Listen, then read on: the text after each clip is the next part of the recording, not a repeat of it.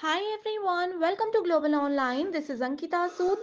Paper one के final revision के लिए people development and environment unit के मोस्ट एक्सपेक्टेड क्वेश्चंस आज मैं आपके लिए लेकर आई हूँ. ये सवाल बहुत ज़रूरी हैं एंड अपकमिंग एग्जामिनेशन में भी आपको एज इट इज़ देखने को मिल सकते हैं. तो स्टूडेंट्स, हमेशा की तरह हर एक क्वेश्चन के आंसर के साथ आपको इंपॉर्टेंट एक्सप्लेनेशन भी दी जाएगी ताकि आपके सारे कॉन्सेप्ट्स भी आसानी से क्लियर होते रहें. स्टूडेंट्स पेपर वन की तैयारी के लिए ये बहुत ज़्यादा ज़रूरी होता है कि हम एग्जाम के लेवल के हिसाब से और अपडेटेड पैटर्न के हिसाब से तैयारी करें एंड इन सभी चीज़ों का ध्यान रखते हुए कंप्लीट कोर्स में लेकर आई हूँ जिसका न्यू बैच कमिंग मंडे से स्टार्ट होगा। इस बैच की सबसे खास बात यह है कि ये रोज आपको 2 से 3 लाइव लेक्चर्स मिलेंगे जिससे पेपर से पहले आपका पूरा सिलेबस तो कवर होगा ही, साथ ही आपकी रिविजन के लिए हम मॉक टेस्ट भी प्रोवाइड करवाते हैं। एक स्पेशल व्हाट्सएप ग्रुप में आपको ऐड किया जाएगा जहां पर हर क्लास के साथ आपको पीडीएफ मिलती है जिससे कि आपका नोट्स बनाने का समय भी आप बहुत ज़्यादा बचा सकते हो। ये 2 नंबर्स आपको दे रही हूँ जिन पर व्हाट्सएप के थ्रू आप कॉन्टैक्ट करके पूरी जानकारी ले सकते हैं। साथ ही फ्री वीडियोज़ और मॉक टेस्ट के लिए ग्लोबल ऑनलाइन ऐप को डाउनलोड करिए। स्टोर सेक्शन पर सर्च बार में कोर्स का नाम लिखना है। यहाँ पर आप देखोगे कंटेंट पर जाते ही आपके सामने bilingual Hindi English separate courses हैं। प्रीवियस ईयर पेपर्स आपको सॉल्यूशन और एक्सप्लेनेशन के साथ मिल जाते हैं। यूनिट वाइज फोल्डर्स हैं ताकि आप किसी भी यूनिट को कभी भी रिवाइज कर सकें, किसी भी यूनिट से अपनी तैयारी शुरू कर सकते हैं। लाइव क्लासेस भी आपको ऐप में जरूर मिल जाएंगी। तो ये ऐसा कोर्स है जो कि डेफिनेटली आपको पेपर वन में 100 में से 80 प्लस स्कोर करने में मदद कर सकता है। So first question match the following से रिलेटेड है जिसमें एक तरफ हमारे पास कुछ प्रोटोकॉल्स के नाम दिए हैं और दूसरी तरफ उनका ईयर ऑफ एस्टैब्लिशमेंट लिखा गया है। आपको इनको मैच करना है।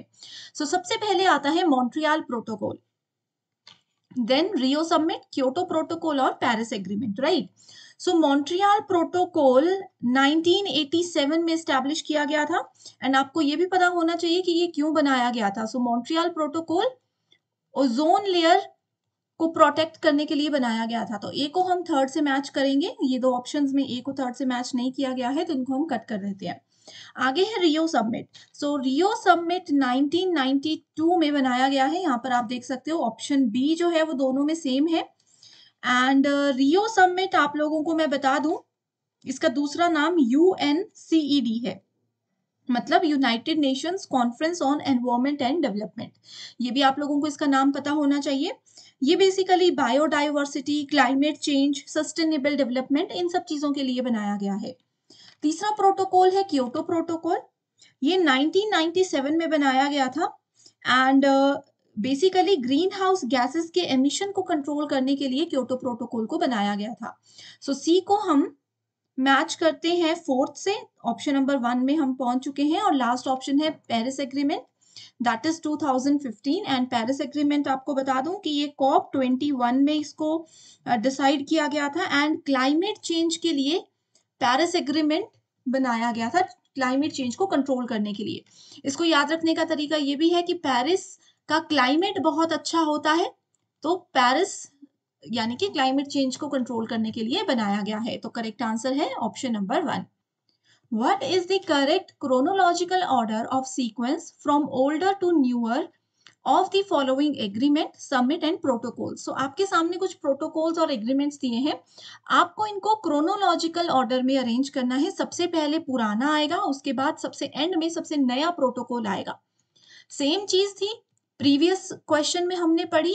देखिए थोड़ा सा सेम क्वेश्चन है, बस घुमा कर पूछा गया है, राइट।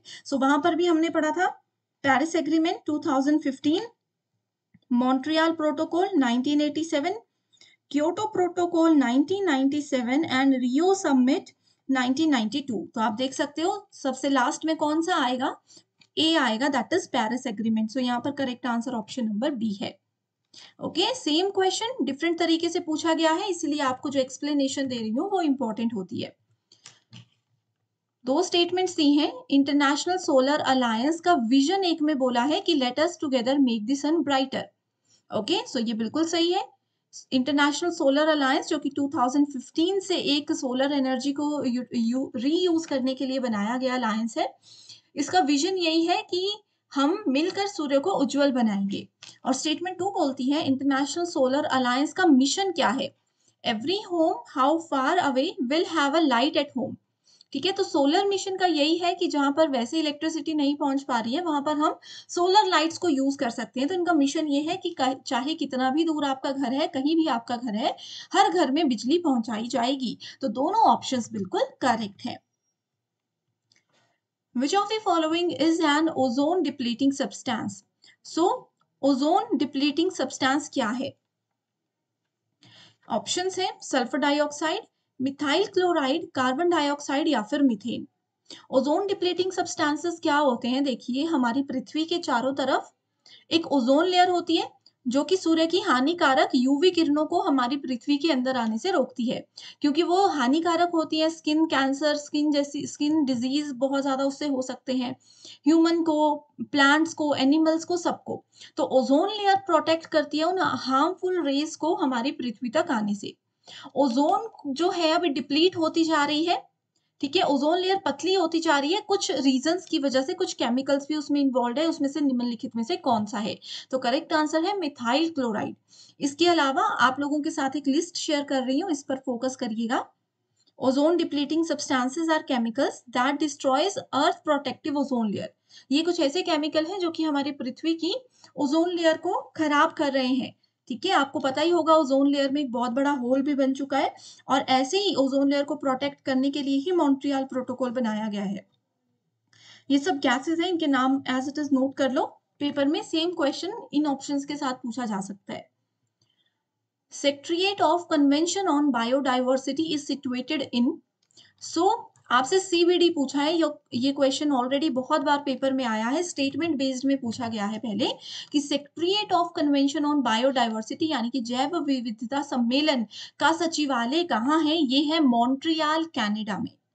ओके, सो इसको एज इट इज याद रखना है। Which of the following is measured in Dobson unit? So Dobson unit से हम स्ट्रेटोस्फेरिक ओजोन को मेजर करते हैं। वैसे ही सेम क्वेश्चन आपसे ये भी पूछा जा सकता है कि अर्थक्वेक जो होता है, भूकंप जो होता है, भूकंप को मेजर करने के लिए कौन सा भूकंप को हम कैसे मेजर कर सकते हैं? ठीक है, ये भी पूछा जा सकता है। तो आप इसका आंसर मुझे कमेंट करके बताइए, होमवर्क क्वेश्चन है जो कि बहुत बार पेपर में आ चुका है। Which among the following are natural greenhouse gases? So greenhouse gases कौन कौन सी हैं इनमें से? CO2 carbon dioxide, H2O water vapours, CH4 methane, O3 ozone या फिर CFC that is chlorofluorocarbons. So बहुत इंपॉर्टेंट क्वेश्चन है। सो CO2 भी होती है, देन H2O भी है, CH4 भी है और क्लोरोफ्लोरोकार्बन भी है। राइट, सो करेक्ट आंसर है A, B, C and E, that is option number 4। Okay, so आप लोगों को एग्जाम के लिए भी मैं बता देती हूँ कि ग्रीन हाउस गैसेस में जो भी गैसेस इंक्लूडेड हैं उनके नाम आपको पता होने चाहिए। ठीक है, उनकी क्या फ्रीक्वेंसी है वो आपको पता होनी चाहिए। इसके अलावा इनको अरेंज करने के लिए पेपर में क्वेश्चन बहुत बार पूछा जाता है, ये आपको पता होना चाहिए। और ग्रीन हाउस गैसेस को के एमिशन को कंट्रोल करने के लिए कौन कौन से प्रोटोकॉल्स बनाए गए हैं, जैसे कि अभी हमने पढ़ा था क्योटो प्रोटोकॉल, वो ग्रीन हाउस गैसेस के एमिशन को कंट्रोल करने के लिए बनाया गया है। वैसे ही और भी बहुत सारे प्रोटोकॉल्स हैं जिनके नाम आपको पता होने चाहिए। Next is Kyoto Protocol only binds developed countries and places heavier burden on them. So ये बोल रहा है कि जो क्योटो प्रोटोकॉल है इसमें सिर्फ और सिर्फ जो कंट्रीज डेवलप हो चुकी हैं, पूरी तरह से विकसित हो चुकी हैं, सिर्फ वही इसमें पार्टिसिपेट करती हैं, वही इसका पार्ट है, और उन पर बहुत ज्यादा बर्डन है क्या करने का, उन पे बहुत ज्यादा बर्डन है ग्रीन हाउस गैसेस को कंट्रोल करने का। तो ऐसा बिल्कुल भी नहीं है। क्योटो प्रोटोकॉल में डेवलप्ड और डेवलपिंग कंट्रीज जो अभी विकसित हो रही हैं, ठीक है, दोनों ही इंक्लूडेड हैं। तो ऑप्शन नंबर 1 गलत है। ऑप्शन 2 बोल रहा है Kyoto protocol has nothing to do with United Nations framework convention on climate change. ये स्टेटमेंट भी बिल्कुल गलत है। क्यों? क्योंकि क्योटो प्रोटोकॉल जो है वो UNFCCC that is United Nations framework convention on climate change, जिसको हिंदी में जलवायु परिवर्तन पर संयुक्त राष्ट्र फ्रेमवर्क कन्वेंशन बोला जाता है, इसी का एक पार्ट है, इसी के अंडर आता है क्योटो प्रोटोकॉल। तो ये बेसिक सी चीजें हैं। फर्स्ट स्टेटमेंट अगर आपने मेरे थियोरी प्रोटोकॉल वाले वीडियो की देखी होगी तो आपको ये जरूर आता होगा। ओके, सो ये है इसका सही उत्तर। Both the statements are false, और क्यों फॉल्स है इसका रीजन भी मैंने आपको बता दिया। इसके अलावा स्टूडेंट्स, अगर प्रोटोकॉल्स वाली थ्योरी वीडियो आपने नहीं देखी है जिसमें ये सारे कॉन्सेप्ट्स हमने ऑलरेडी पढ़े हैं, तो आप मुझे बता दीजिए, मैं आपके साथ लिंक शेयर कर दूंगी। फोटो इलेक्ट्रोकेमिकल बहुत इंपॉर्टेंट तो नहीं है क्वेश्चन, लेकिन कई बार एज इट इज पूछा जा सकता है। Photo electrochemical that is PEC solar cells are based on, so these cells are based on hybrid structure of inorganic semiconductors and an electrolyte. As it is याद रखिए, ज्यादा इसकी डिटेल में हम नहीं जाएंगे, ज्यादा से ज्यादा पूछा जा सकता है इसकी फुल फॉर्म।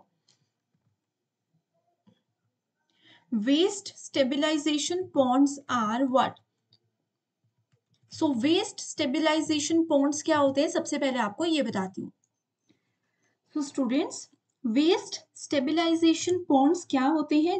ये एक बेसिकली नेचुरल ट्रीटमेंट होता है। क्या होता है?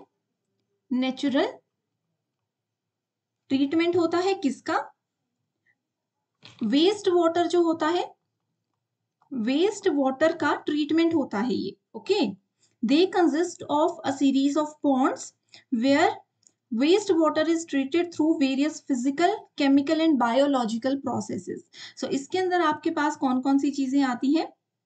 इसके अंदर ये बेसिकली ऑक्सीडाइजेशन पॉन्ड्स भी होते हैं।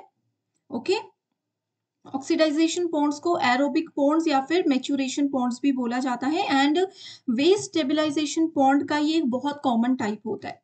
सो ए तो ऑप्शन में आएगा ही, ये दो ऑप्शंस हम गलत कर देते हैं। सेकंड भी देखिए, इन दोनों ये दो ऑप्शंस बचे हैं ए एंड सी, इसमें सेकंड भी है तो सेकंड भी करेक्ट होगा। Use to remove pathogen and organic contents, बिल्कुल सही है।